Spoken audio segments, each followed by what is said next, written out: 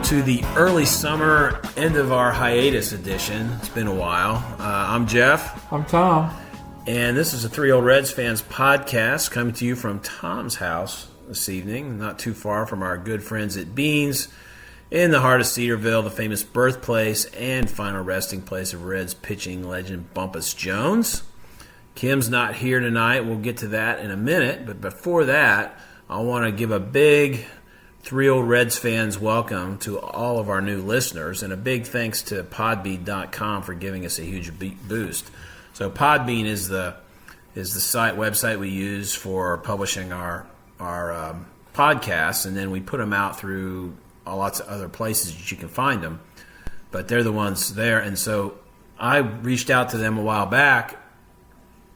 Probably back in February. And I said, we'd really like, what can you do to help us get in front of more people? So, because on their home pages and in the app and online, they have like featured podcasts and stuff. And they said, well, we'll put you up there for a week in May. So they did. So when we got put on there, we had 19 followers on the Podbean site. Now we have people listening other places, but just there we had 19 followers. How many do you think we have now? 90. 622. Wow. So just by being in front of people's eyes like that, it's really helped. And I don't know if we're still up there or not. Maybe we've earned our way to stay on there now. I'm not sure, but our last episode is now by far the most listened to. We're now in 25. We've now been downloaded in at least, according to their analytics, 25 countries. What's our biggest country besides the U.S.? Might be Australia now. Australia? Might be Australia. Here we go. United Kingdom's got some. And 37 states, including Alaska and Hawaii. Amazing. A couple downloads apiece. We got some of those upper Midwest states we're missing. One of the New England states. I forget which one. Hopefully not Missouri. Connecticut's pretty We don't big. really want anyone in Missouri to listen to us. Well, we have Missouri. Louisiana we don't have yet. It's not like the only southern state we haven't gotten. So anyway, it's going pretty well. So hey, that's great. Yeah. So welcome 600 and some people. 622. I don't know if they'll all listen to this next show, but we can hope. We hope they do.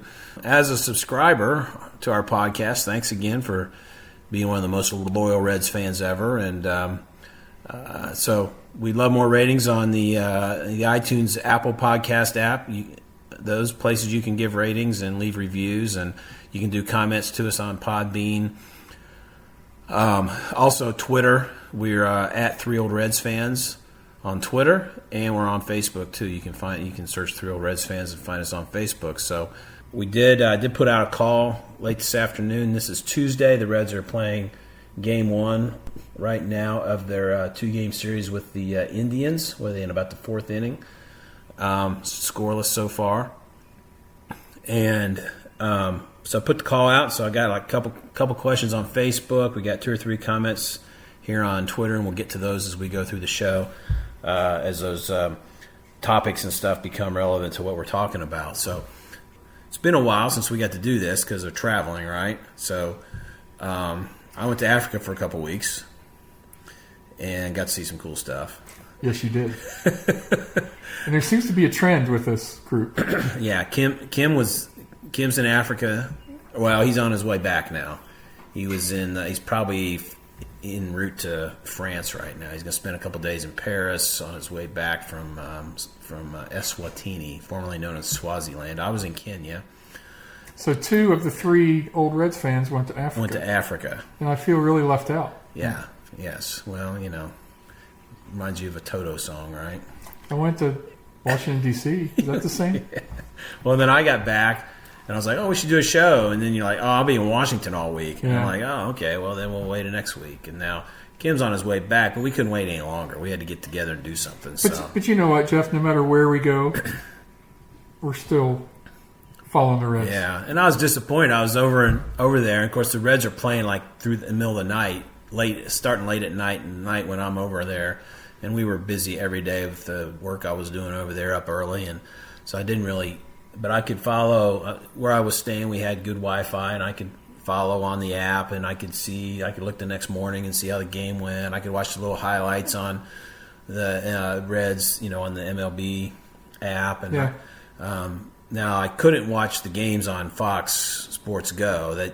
It wasn't available to watch on the other side of the world. I could open the app, but it wouldn't let me do it. So, anyway. Hey, guys. Hey.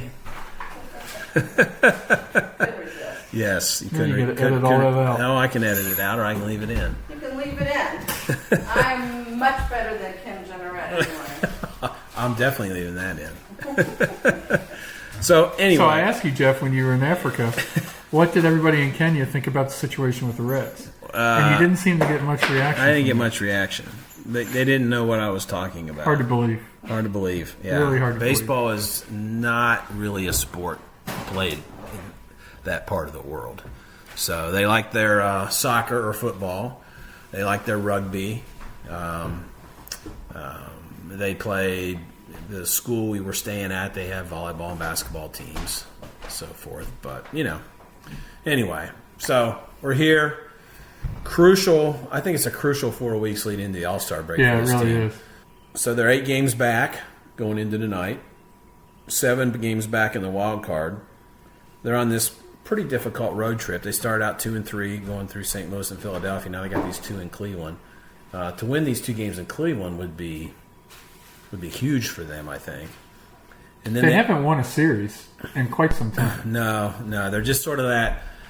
I think going into tonight they were 8-9 over their last 17 games.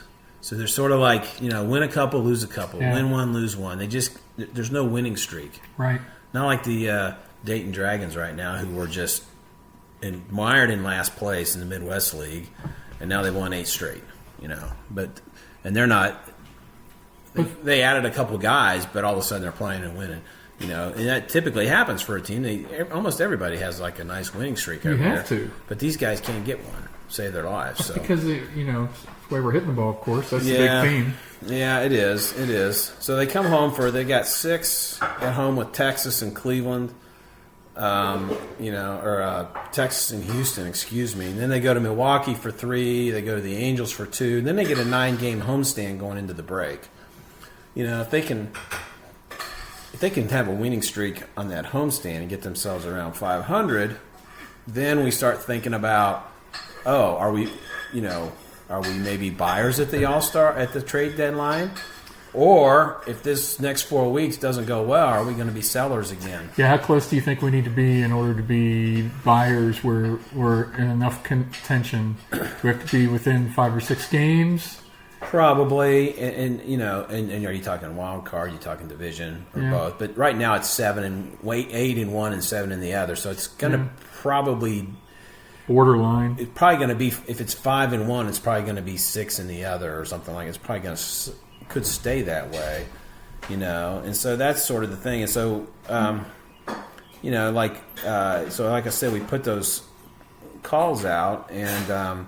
What were some of the questions from our mass of followers? So a guy named Jeff, he's at Jeff Carr, that's Jeff with 3 Fs, and he actually hosts a podcast for a Locked On Reds podcast, and that website I wrote for some last year, but I haven't had the time to do it since. And his question is, you're the Reds GM, and the Braves just approached you with an offer of a top 5 prospect in their system for Raisel Iglesias. Do you take it? Why or why not? That's a great question. It's a great question. Now, if they just approached me today, I'm not taking it today. I agree. But later in the year, if we're a seller right at the trade deadline, do you trade Raisel Iglesias? I do, because I got a Garrett as a guy that can take his place. Yeah, he's been lights out. Left-handers especially. Yeah. So you say that. So then. Another guy, another one of our Twitter followers chimed in on that, and that's UK Reds MLB, and he lives in the UK. He says, I would politely, parentheses, because I'm British, decline 2 more years of control and an affordable price for a reliable reliever with the ability to go multiple innings. So, but you have more than that with Amir. Yeah. I guess it's also that, who is that prospect they're offering? Yeah. Is it a pitcher? Is it right? Is center fielder? Yeah, where's he fit into your lineup in the next year or two at the most? Yeah. So I think in general, I mean, I was on record. I don't remember what your opinion was about it. I think you were probably a similar opinion, but in the offseason when they were making deals and stuff and things came up, and should Iglesias be a guy you trade? I was like, well, yeah. I mean, if you can make your team better, because you got other guys you can turn into a closer most likely. I mean, yeah, I'd listen for sure. I mean, were you of that bent too? Don't you remember our friend John Helmick and I? We were ready to trade everybody for a pitcher. But a prospect is different. A prospect is different. A prospect is different than a pitcher. Yeah. A known quantity pitcher. If you're asking me if we trade a solid starting pitcher for our closer, I'd say in a heartbeat. For somewhere else in the infield or outfield, Yeah, but who's going to do it? Nobody's going to give you that. I know. So that's like, right, you're going to get that prospect. Is it that, or do you need a couple guys? I don't think you bail on them yet until you see how the season develops, because they're still possibly in the hunt. Yeah, as crazy as that sounds. Yeah, if we start hitting like we did last year, all of a sudden we're in contention. Right? Well, I think so because the pitching isn't as hot as it was early. Yeah, but it's still but it's still pretty good. Excuse me, second in the National League in ERA. Yeah, so we're still good. We still have a really good pitching staff, and really we're better than good. Yeah, at this point we're great. Yeah, and so and Alex Wood is starting to work out.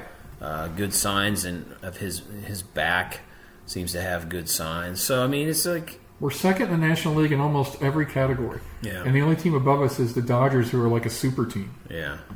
So we're great pitching-wise. Yeah. So I would say to Jeff that, maybe. Politely, I would say maybe. It's a wait and see. I'm like, I know we want things to happen and we want to talk about stuff and have an opinion now, but, you don't... You don't do something till you have to. Yeah. Even when you're coaching a game, you don't really do something till you have to. Am I going to change my defensive alignments? Am I going to change pitchers? Well, I'm going to change them when I have to. Yeah. I'm going to pitch hit when I have to. I'm going to bunt when I have to. Whatever. And so you just have to do that. So I would say if they're completely out of it, I certainly listen to offers. And I would not be, and if I thought, hey, that's a pretty good sounding trade, I'd be okay with it. But especially if it was maybe a top prospect that was a starting pitcher. Yeah. Right? Yeah. Because we traded for some pitching, but Roark could be gone next year. Wood could be gone, and you never just haven't, exactly right, you never have enough. So, and I think, I don't know what Kim would say about it, but if that's, as that time approaches and we get together here again in 2 or 3 weeks, I'm sure that'll be more of a discussion, because we'll see what's going to happen over these next couple of weeks leading into that final homestand before the break, and we'll start to have more and more of an idea. So. A big discussion for us here has to be, how long do you wait on these hitters? And I think you have a question related to that. Dalton Spear at Daily Dalton, he says, will Puig's offense start catching fire? Seems like he swings at everything. And it does. It does seem like he swings at a lot of pitches that are not going across the plate. And some of his swings look awful. Will his offense catch fire? I mean, if he's going to end up having the kind of year he usually has, yes. He's streaky, though. I don't know. I mean... It may catch fire for a week or two, but then he's streaky, so it would level off. I don't know. I mean, what we see tonight's hitting 207. Yeah, it's that, and I mean all of his numbers are bad. His slash line going into tonight is 207, 252, 378. I mean, his slugging percentage is lower than like what Joey Votto's on base percentage usually is. He's hit 11. You look at the 11 homers, 9 stolen bases, and you would think, okay, I thought he'd hit a few more homers in Cincinnati, but he's stolen 9 bases, right, so forth. But then when you start looking at his rate stats, it's just bad. His WRC plus is 60. I mean, that's 40% worse than the average player in the National League right now. I mean, that's hideous. I mean, it's not what we expected. Yeah, he's done a lot in the community, gotten involved. Yeah, yes. And I like that. I don't know if that's distracted him from playing baseball or not. I don't know. I think in the Dodger lineup, he wasn't seen as really the key guy in the lineup ever. Right. And he comes here, and there's a high expectation that he will be like that. He'll be that cleanup hitter and bat behind Suarez and so forth, and knock in a lot of runs and hit 260, 280, something like that. Hit a lot of home runs in the smaller ballpark, and it just hasn't happened. He's got a negative WAR right now. Yeah. What is it? What is it? Negative 0.6. Yeah, I mean, it's just terrible. I mean, he's not helping them. He's the worst right fielder in the league right now, according to stats. I mean, he hasn't hurt him on defense. That helps you win games, but offensively, he is not helping them win games. I mean, a couple times, once or twice this year, he's had a big hit, and that's just not. That's not enough. You get to the point where what are you going to do? Do you stick with him? Well, Bell, a week ago said we still see him as a center, as a huge part of our offense. How long do you do that? This is what you have to say until you bench him. So I don't know. I mean, that's the political thing to say. You're not going to go out and dog him in the press. However, you're right. How long? Now, I gave him Sunday off. Because if you stick with people like that hitting 200 for too long, then it shows that you don't care about winning, right? It can, I mean, and that was supposed to not be where we were this year. Right? We're playing to win this year. Remember the front office saying that. I get it. You got to stick with people in April and May, but now we're in June. We're in June, and if he hasn't turned it up and showing signs come July, you really got to start thinking. Right. Like that was sort of the leash Duvall had last year, and then they traded him. Right. So Puig's a guy that could go at the break, at the trade deadline. Excuse me.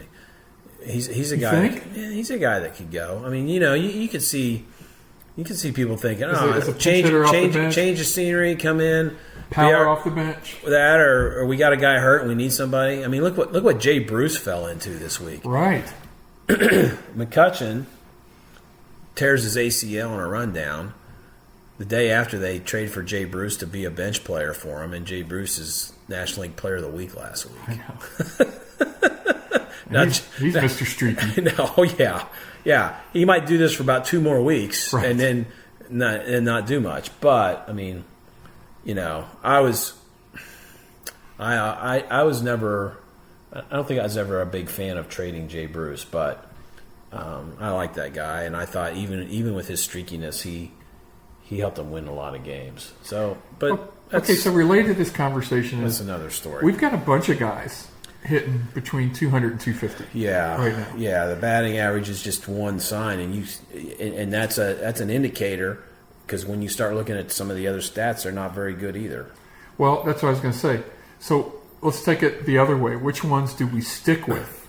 Well, here's one thing I looked at. I looked on Fangraphs, and I sorted by WRC Plus, which, as we know, is it's a stat that doesn't assume all hits are equal, right? And it doesn't assume all run production situations are equal, and it adjusts for park, ballpark things and so forth. And that WRC Plus, that 100 number, it's a constantly moving kind of internal number. It's the average for the league at any one time. And who's got the best in the league right now? Who's got the best? Well, probably the Dodgers. Yelich, Bellinger, yeah, and Josh Bell from the Pirates. Right, yeah, those guys are just killing them. They're the MVP candidates right now. Yeah. So those 3 guys are great. The Reds are, as a team, they're like, third from the bottom in the league, 81, which is 19% worse than average. And the top team was the Dodgers at 114, I think you said. That's right. So when you look at the Reds, there's only 4 current Reds. Now, Philip Urban has a good WRC plus, but he only batted like 20 times. They sent him back down, so I'm not really considering him. But of the current Reds, only 4 current Reds are above average at that stat. So right now the Reds have 4 position players that are performing above the National League average in that offensive production. Yeah, Suarez is at 114. 114. And then or 115. 115. I don't see. No, Dietrich's much higher. Dietrich's like Winker's at 94. Dietrich's like 140 something. Casali is like 112 or something like that. Senzel is 106. So, and when you think about it, Suarez is the only guy that's really been an everyday player all season on that list. Dietrich is probably a 3/4 of the time guy. Right. I don't know exactly, but I think that's a pretty good guess. Casali's the backup catcher, and you talk about a guy that maybe should be playing on more than the other guy right now. He's hitting 290. Yeah, his offensive production has been good. His batting average, everything has been good, and Barnhart's not been good. Although if you look at the Fangraphs, those guys don't have enough at bats to even play. Well, yeah. Well, I was on the Reds page earlier, and it showed them all. And for people that qualify, it's only Suarez. It's only Suarez because Senzel's only played almost exactly half the games, right? Maybe within 1 or 2 games of exactly half the games now. So, so we got one guy who's been playing every day all season who's above average in the National League right now. And that's sort of like you can look at a million numbers, but when you look at that, it's like, oh, well, no wonder. Right. That's all I need to know, So it's surprising. If you'd have told us our pitching was what it would be, we'd think, oh, we'll be in first place. Second in the league in pitching? Oh, we'll be 10 games over 500. That's right. Now, okay, so that's why you and I had a discussion earlier about, 1 or 2 guys struggle. That happens, right? But for a whole team to struggle like this, what is going on? Is this something systemic? Yeah. Is it something we know that Bell brought in more analytics than previously. Coach. So, in this new hitting coach, did he do something in the heads of these guys? It really makes me wonder. Because for this to be a team thing, this is a team thing. Yeah. Makes me think it's coaching. And I'm usually one to not go to coaching. No, I agree. These guys are professionals. They ought to be able to perform even if they're not. They didn't even all have to have their best seasons. Right. If they were all just sort of average, 100 WRC plus 100s. Yeah, if they were all pretty average, you'd flip our record. Right. But they're not. It could be. I guess it's a question we can't answer. We can speculate. There hasn't even been any rumors of that or anything, right? No one talking about it. Well, no, and of course the people with the team aren't going to talk about it. Yeah. What will? They'll never talk about it really. What the proof of what they think will be determined in personnel decisions. Whether it's do they keep the same hitting coach around? Do they do this and that? You hate to say it, but with this performance into June, the first guy to go would be the hitting coach. Well, could be. That's been done. I'm sure they have their own opinions on whether it's his fault or it's just bad luck. I don't know. I'm sure they have their opinions on that. So I'm sorry, I just don't see this as a luck thing. No, I don't either.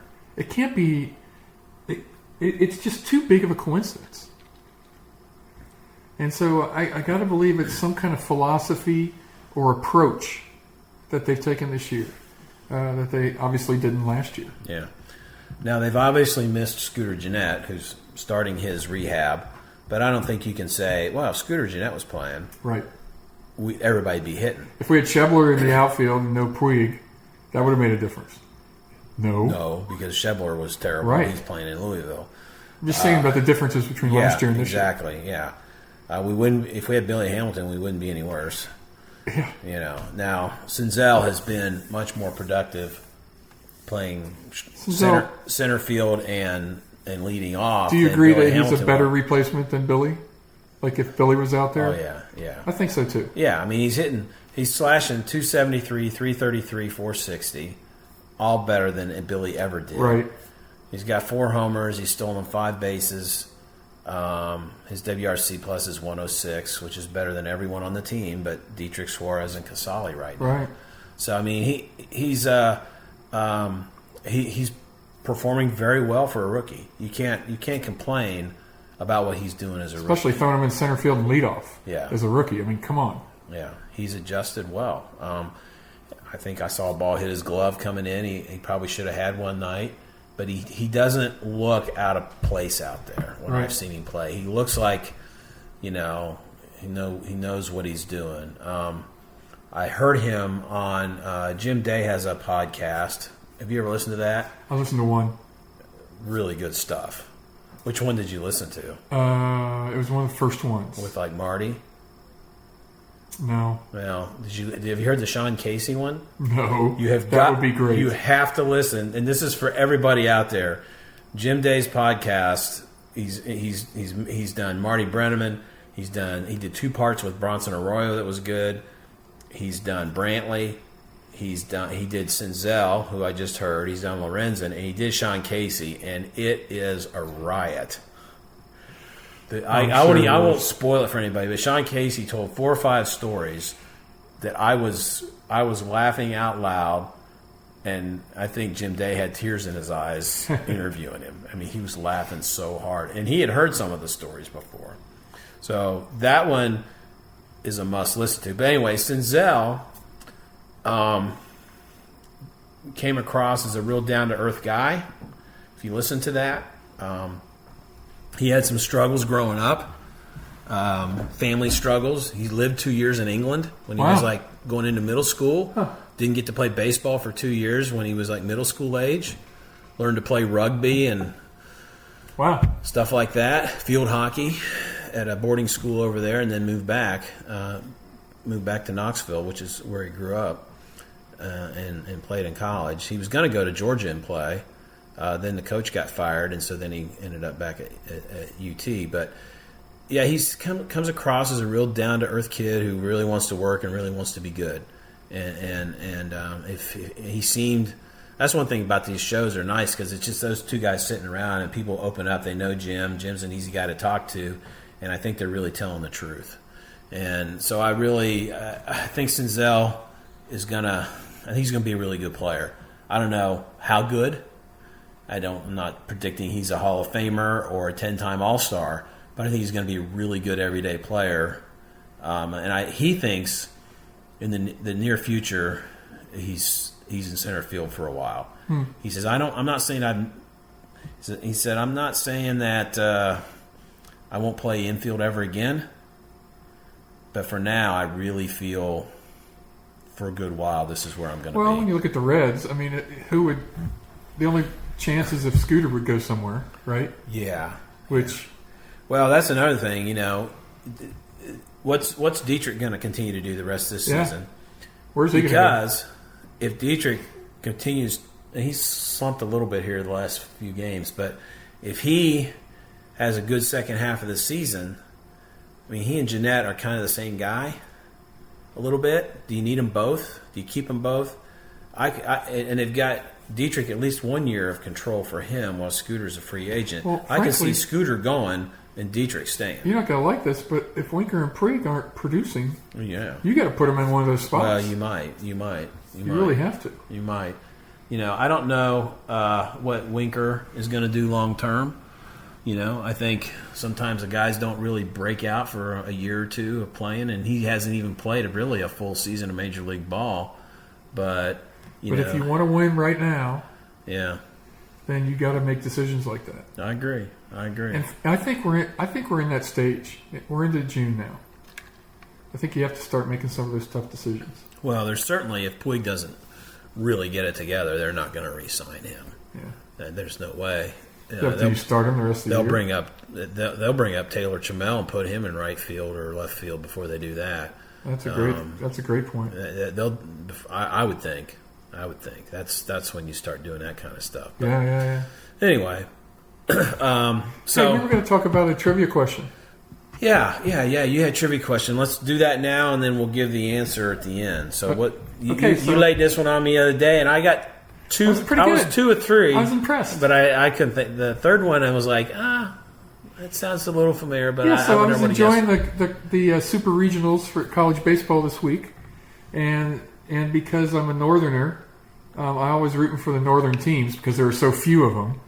Oh yeah. And there was only one northern team in the super regionals, and that was one of our hated foes in life, the University of Michigan. Yes. But even though I'm still one that will still root for them. It's baseball. I don't care. If it's football, I won't. But baseball, I don't care. So anyways, I was rooting for Michigan, and they made it. They made it to the College World Series. Well, didn't they upset somebody big in the previous round? Number 1 seed UCLA. UCLA, yeah, to get there. So they won 2 out of 3 against them. And that's the first time they've been in the College World Series since 1984. They were actually in the College World Series 83 and 84, both years. And an interesting trivia piece is there's 3 members of that Michigan team that went to the College World Series in 83 and 84 that also won a championship with the Cincinnati Reds. And the question in the 1990 World Series. So the question would be, what 3 Reds players also played on those Michigan College World Series teams? Okay. And we will do our best to remember to give that answer. Yeah, that's right. We've forgotten that stuff in the past. I'll type it here on my notes right now so we don't forget. I'll say trivia answer. There we go, and then I won't forget it. So, all right, good. So, let's see, where are we going next here? We talked about this crucial stretch coming up. We talked about Senzel. We talked about Puig. Talked about the overall hitting and just not there. Yeah. I think we've liked what we've seen at Castillo. Obviously, Sonny Gray has pitched well. He's gotten no run. He's gotten very little run support. Tanner Roark has been Tanner Roark. He's what I thought he'd be. Yeah, he's solid. He's not spectacular. But he's not giving up 7 runs in the first 2 innings either. Molly's been, about what I thought he'd be. He's kind of in his second year. He doesn't have it all figured out yet, but he's not. He's okay. And DeSclafani, if he could quit giving up home runs, he hasn't been as bad. The funny thing is, if DeSclafani, you look at his numbers. If you'd have put that in the rotation last couple of years, it'd have been like our ace. But they're not great, but they still need to be better. Yeah. He needs to be better. So the question is, if and when Alex Wood gets healthy, whose spot is he going to take? And it's got to be DeSclafani or Malley. Right, one of those two. And I think we've been asked that question. Well, whose spot's he going to take? Well, let's see what happens. Where are we standing when he's healthy? Competition is a very good thing. Where's he going to be? What's the status of everybody else? And then we can make that decision. So I think it's likely to be one of them. Amir Garrett obviously has been lights out, 1.6 ERA. Yeah. Castillo, 2.3. We all know how great he's doing. Iglesias he's had another solid year. He struggled a little early on. He's still 2.7 ERA. Yeah, he's got it together. For a closer, that's really good. Yeah. Lorenzen actually has been okay, 3.2. Mm-hmm. And Jared Hughes at 3. I mean, you go down this, have these solid staff. Right. And have they had nights where they gave up some runs out of the bullpen? Of course, it happens. Yeah, right. Have they blown a couple games? Yes. It's the offense. Right. I mean, pitching is going to cost you now and then, but the offense is costing us so many nights. It's like tonight we got this game on and Castillo's giving up a home run to Santana. They're down 1-0, and they're on the road with Bauer pitching, and you're thinking, golly, that might be enough to beat us tonight. Exactly. I was thinking the same thing. You're thinking, we can get it's 1-0. We better not let this other run in, or we're in trouble. Exactly. You think that. So that's what was surprising about Sunday, where they got down 3-1 and came back to win. They had an inning, pieced together some stuff, and all of a sudden they win a game. They got those 2 clutch hits. The clutch hits, and then the bullpen was really good. Joey seems to be hitting better lately. Joey is, he hit a home run the other day. Still not hitting the power that he used to, but, maybe he's, batting second. Maybe his approach is a little different, but he is hitting the ball harder, and he's had some balls find some holes lately, which has to happen to be hot. So that's a good sign. What's he up in the 250s, 260s now? Yeah, I haven't looked, but I think something like he is, that. yeah. So that's he's coming along. So, so let's look at on Facebook. Michael Cooper asks, "At what point do you start selling pieces? What do you do with Puig, Iglesias, Dietrich, etc.?" And we've talked about that some. And I think, again, at what point? I think once you hit the All-Star break, you know whether you're a buyer. Yeah, or you got to seller. get through the All-Star break. You got to get there, and you know. And we may, next 2 weeks go really bad. We might know sooner, but I think at that point you really kind of know. So because the trade deadline, the trade deadline is like 3 weeks after that. So we talked about this last year. How in the last maybe 5 years, the Reds have had a stretch where they've just fallen apart. That's happened every year, and it seems to be in that June or July. They had it the first 9 games as well. Well, that's true. They haven't been able to completely overcome by any means. But you're right. You're absolutely right.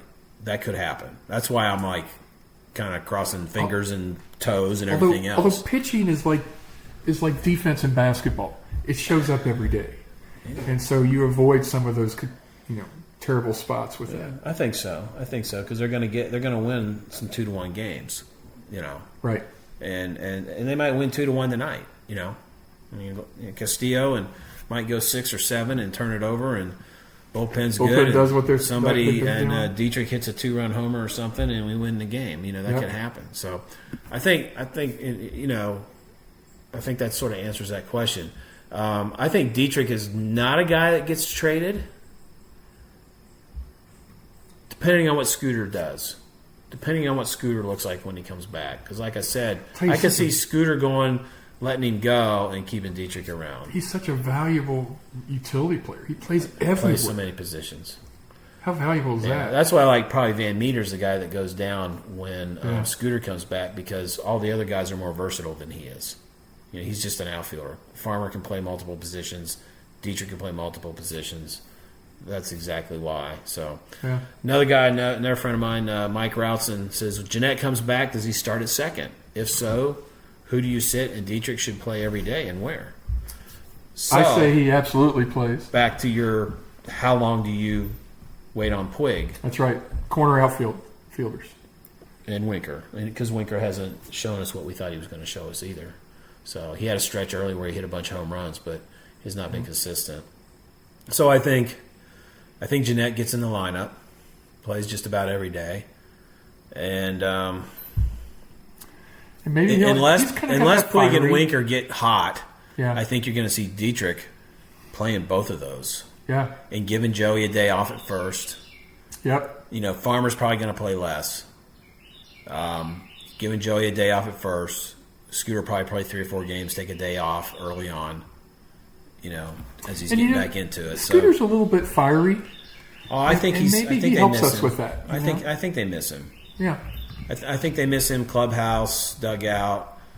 I think they do. I don't think there's any question about it. He's sort of the funniest, craziest guy on the team, and I think they do miss that. There's no doubt about that. So, well, thanks, Michael and Mike, for reaching out to us there, giving us some questions. We appreciate that. Let's see else here I have on Twitter. We had the question about trading Iglesias. That comment. Somebody else replied. KBallz 78 KB replied to the question about the possible Iglesias trade. Would you trade him for a top 5 prospect from the Braves? And he says top 3, jump on it. So he says if it's a top 3 guy, do it. He says below that it would take 2 top 10 guys, which I don't think anybody's partnering with 2 top 10 players for a closer. That's a little unrealistic. That's a little unrealistic, but so you push. I think you certainly ask for that, and in the end, you got to decide, well, is top 5 good enough? So, right. So that's somebody. He obviously values Iglesias and thinks we tend to think of our players as worth more than they really are on the market. So we'll see. And then we had the question from Dalton about Puig's offense. And so I think we've covered all the questions. So thanks to everybody for giving us some extra things to talk about, fill in some of the cracks there, what we were talking about. We appreciate that. So, we got away from doing this last year some. So when we started doing our throwback, we used to do our throwback player. So I've got one here with a bit of a kind of a twist on it. So we are approaching trade deadline will be here in a few weeks, and probably the next 2 or 3 weeks we're really going to talk about it. It's really going to heat up, right? So I thought, who's an old player the Reds got? Oh, what about that trade in '71, the huge trade with the Astros? Yeah. So I thought we'd start with one guy tonight, and then over the next few shows talk about everybody that was in that trade. Oh, that's cool. Because the Reds got 5 players in that trade. So on November 29th, 1971, maybe as good a trade as the Reds ever made. I mean, I'm sure there's some others you could argue about. But as far as the guys that brought in, 4 of these 5 guys played on both those World Series champions in 75 and 76. So they got Cesar Geronimo, Ed Armbrister, Jack Billingham, Dennis Menke, and Joe Morgan. And they traded Tommy Helms, Lee May, and Jimmy Stewart. Jimmy Stewart was kind of the throw-in utility guy, but Helms and May were starters. Yeah. And they were popular guys, right? And so forth. So that was an interesting thing. So I thought, let's look at Geronimo tonight, see what he brought to the team. We know he played great defense. And speaking of the Jim Day podcast, he did one with Joe Morgan that I listened to. I was working outside all day today. I caught up, listened to like 5 of them. I was working outside all day today. Gave me something to listen to. And he said one thing. First he said it about Ken Griffey Sr., and then he said about Geronimo too. He says those guys, and of course Griffey was the better hitter of the two, but he said they did so many things to help you win games. The stuff that doesn't show up in all the analytics and stuff that everybody tends to be focused on anymore. But he said, those guys, they never missed a cutoff man. He says, I can't remember Ken Griffey ever missing a cutoff guy. He says, I don't think Geronimo ever did either. I mean, that's crazy because you watch Major League Baseball today, nobody hits a cutoff. No, they miss them all the time. And I watched a lot of single A. Such a fundamental thing. I watched a lot of single A ball in Dayton too, and you see it there too. Obviously, coaches don't care if they do or not. It's not the ticket to the big leagues, and so it happens. But so things like that, and so then like, okay, we know. You remember what he hit in 1976. Which was probably Morgan says he says I played on both teams. The 76 team was better because all those guys like Geronimo, Concepcion, Griffey, Foster were all a year older, a little more mature. So he says we were better. Morgan won MVP both years. Yeah, both years. And he says some things about 77 that are interesting about the Perez trade and everything. So it's worth a listen as well. But Geronimo in 76 batted .307. I mean, wow. he's like a 258 or something career hitter. 250s. He's .307 that year. Do you remember hitting 8th in the lineup? Hitting 8th in the lineup. Did you remember? Here's something I didn't remember, and Joe mentioned it on that podcast. Joe, because you guys know each other. Well, yes, first name basis. I've had some interaction with Joe as well. Yes, now he doesn't know me by name, but you call him Joe. But I call him Joe, exactly. You'll call him and Joe. And there was a show last year. I don't remember what episode, but we talked about that. So it probably shows up if you read the descriptions of the episodes, you probably figure it out. I think I mentioned it there. But anyway, in a 75 series, did you know that Cesar Geronimo hit 2 home runs in that series? Really? Yeah, and he like 50-some in his whole career. He hit 2 home runs in that series. So in Game 3, so the series was tied 1-1. Reds won Game 3 6-5, take a 2-1 series lead. In the 5th inning, off Rick Wise, remember that guy? Yep. Concepcion and Geronimo hit back-to-back home runs to lead off the 5th to get a 4-1 lead. I mean, that's how good these guys were. those two guys, not known as home run hitters, hit back-to-back home runs off of one of the Red Sox best, one of their top 3 guys. Yeah. It was him and Tiant and 7-8 hitter. Yeah, and then 7-8 hitters do that. So that was interesting. So, and then now the other one didn't help him win a game. He hit the other one in Game 6. And we all know that the Red Sox won that. But he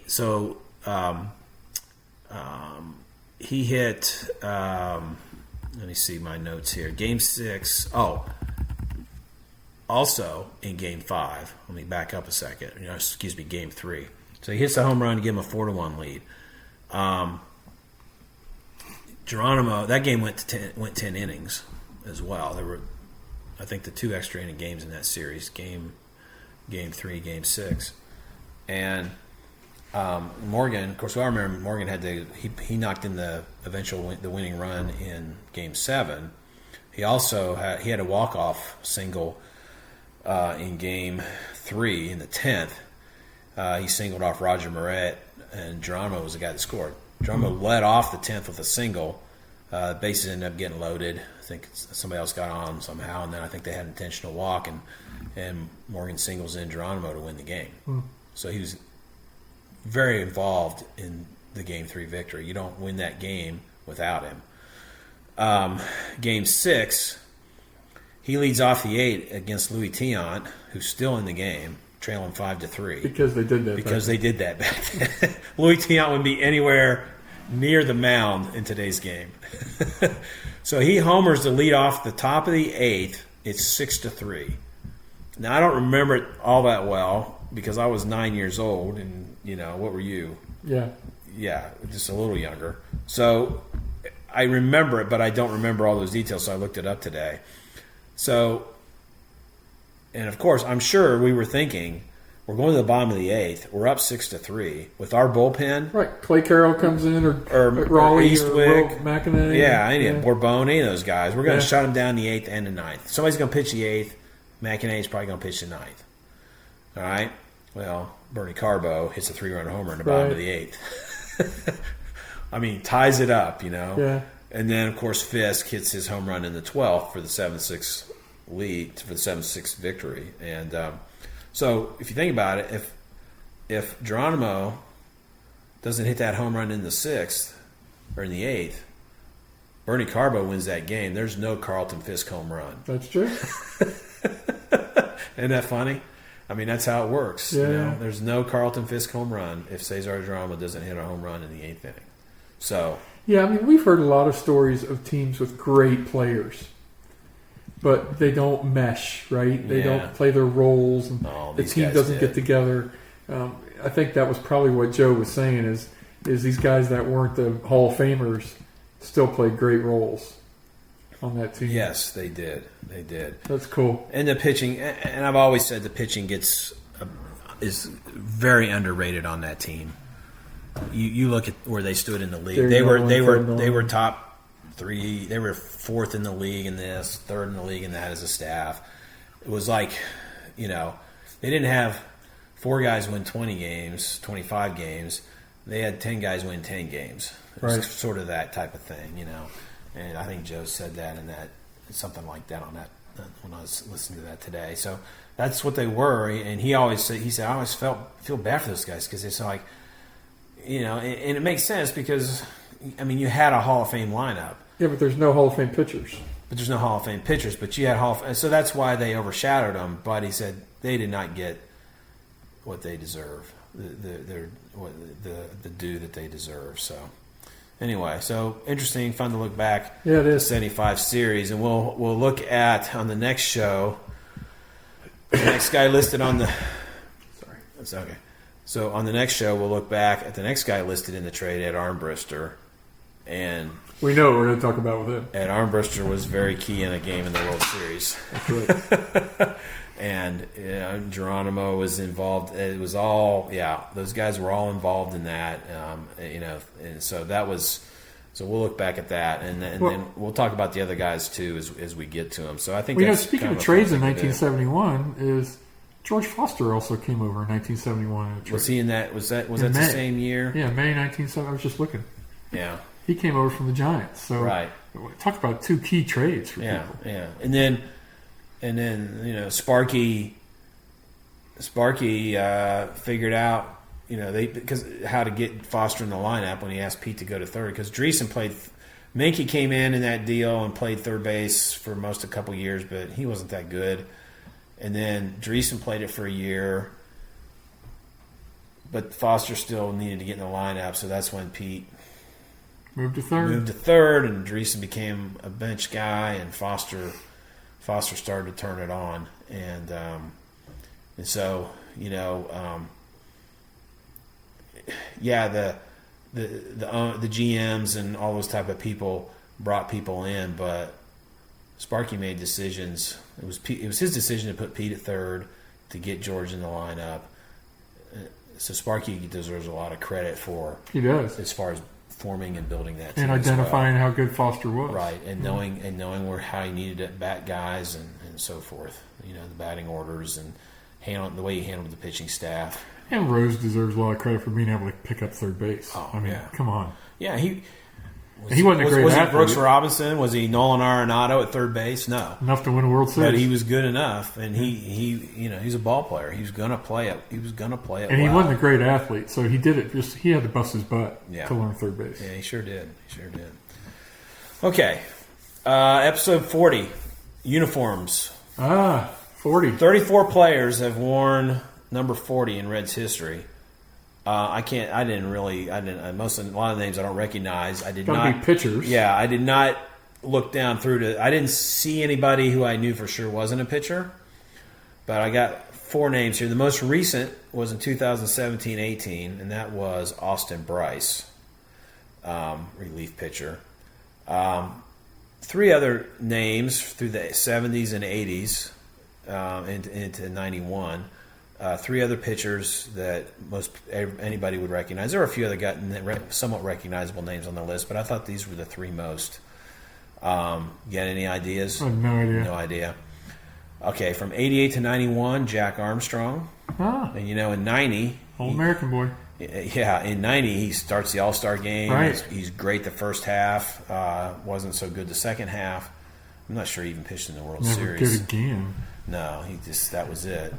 A reliever from 1978 to 81 who has done some coaching he was the Dragons pitching coach at one time. Still lives around Cincinnati area, I think. Real blonde relief pitcher, Doug Bear. Oh yeah. From 78 to 81. He was 40, huh? Yeah, and then a starting pitcher on the 76 team. He played 2 seasons with the Reds, and they traded him. Starting pitcher in 1976? Yeah. Rookie of the Year in the National League.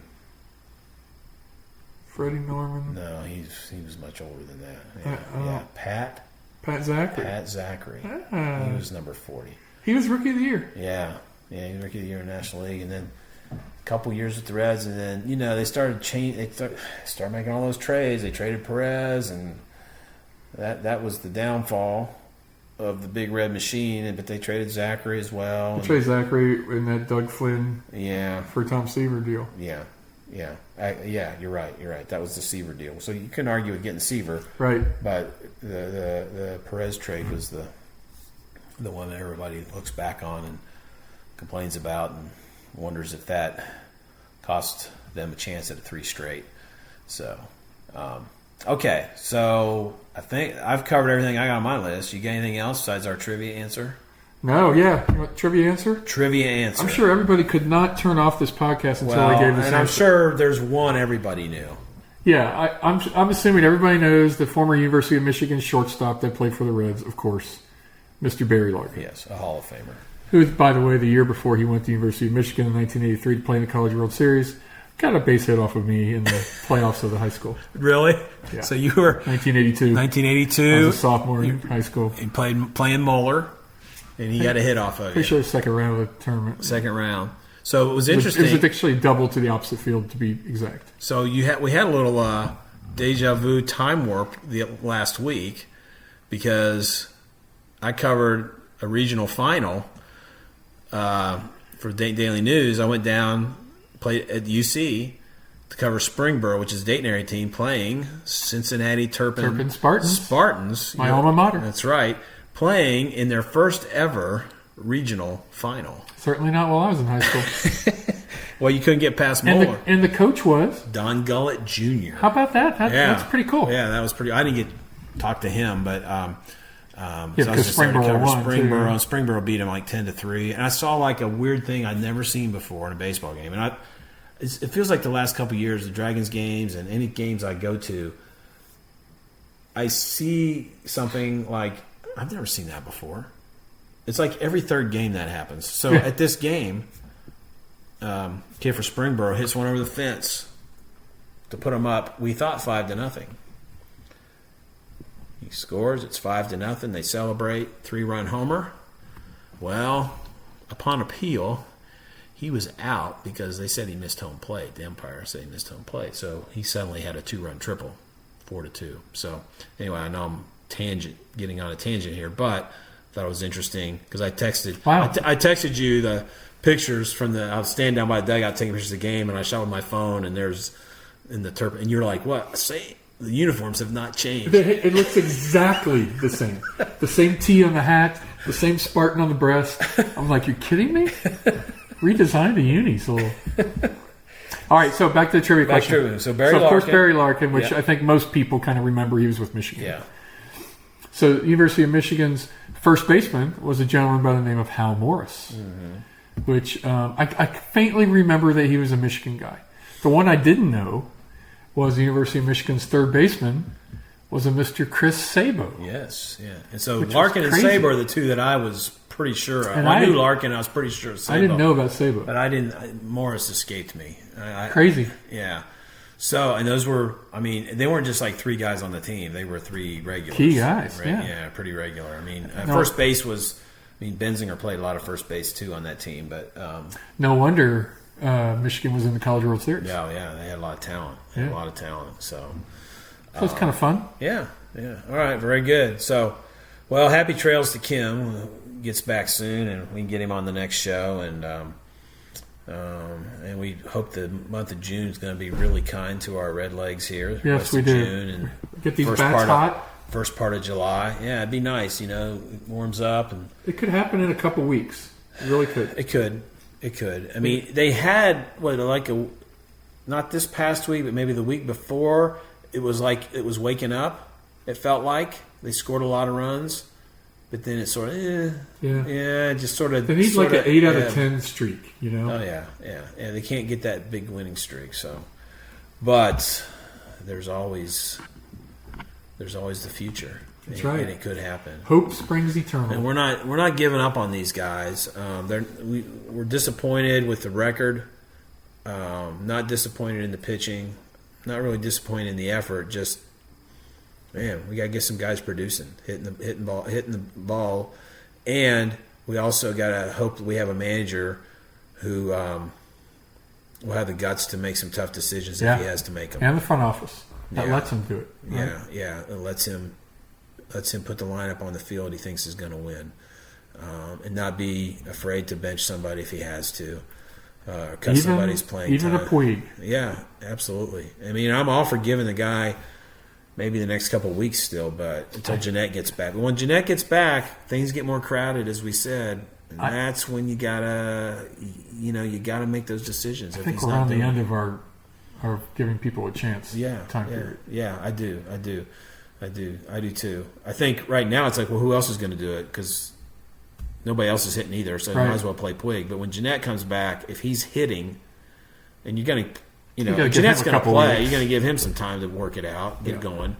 But hopefully he'll be hot, and then they make some tough decisions. So, but hopefully Puig makes it easy and starts hitting. And okay, we're going to keep you in right field because now you're hitting them. You're being Yasiel Puig. If he's hitting 250 and has 15, 20 home runs, we're by happy. Then. Yeah, if he's raised that average up, I know Kim likes 270, but I'll take 250. If he can hit 270 the rest of the season, Yeah. I don't care if he gets it to 270. If he can just hit 270 the rest of the season, then the Reds are going to be a much better team. Yeah. There's no doubt about that. Because if he does that, his power numbers will be up, his slugging will be up, his on base will be up. Everything will be better if he starts hitting. So, All right. Well, we've gone on long enough, so we look forward to getting all three of us back together next time. And so now for the exciting finish. Go Reds!